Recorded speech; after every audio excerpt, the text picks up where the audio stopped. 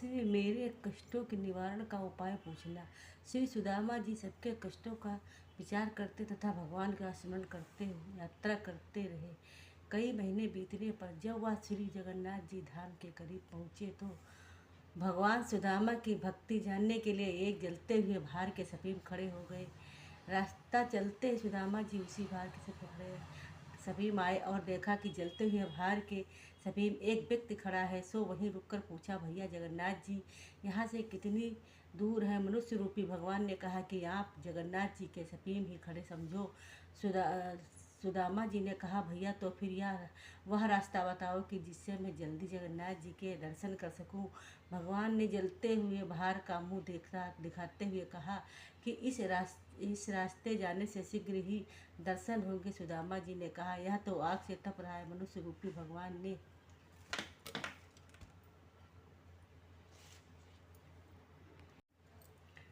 कहा, संसार भी तो अनेक प्रकार के दुखों से जल रहा है। बिना ताप सहे कोई भगवान को पा सकता है क्या? सुदामा मनुष्य रूपी भगवान के गूढ़ वाक्यों को समझकर झट से धोती लंगोटा जैसी कर भक्ति भाव व विश्वास से भरे भार में घुसने के लिए तैयार हो गए।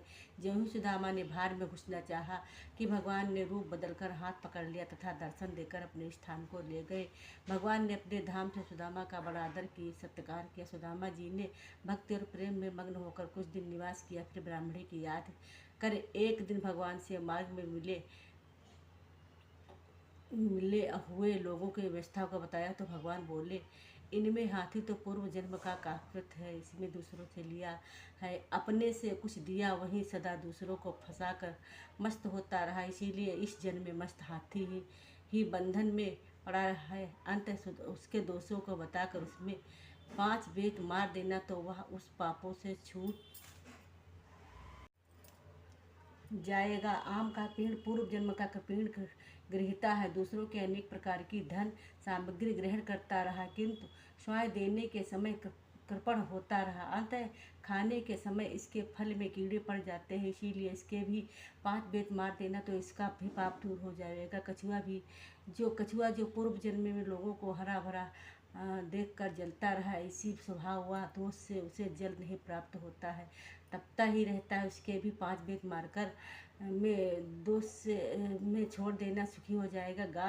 गाय पूर्व जन्म की टोनही है, वह भी माँ की गोद से बच्चों को अलग करती रहती, अतः इसका बच्चा अलग रमाता रहता है। इसके भी 5 बेत मारकर गाय बछड़ा एक पास कर देना। ताल तरैया जो पूर्व जन्म की देवरानी जिठानी है, जो एक दूसरे को वापस लिया दिया नहीं, अतः इसी से मिलन नहीं होता, उमड़ घुमड़ कर रह जाती। इनको 5 बेत मारकर 5 चुल्लू पानी एक दूसरे में डाल देना, मेल हो जाएगा। जलती अंगीठी सिर पर रखने वाली स्त्री जिसने पूर्व जन्म में रोटी बनाई किंतु तवा चूल्हे के सिर पर जलता ही रहने दिया, उतारा नहीं, अतः उसके सिर पर तपता रहा है। 5 बेत मारकर उसके सिर में अंगीठी अलग कर देना।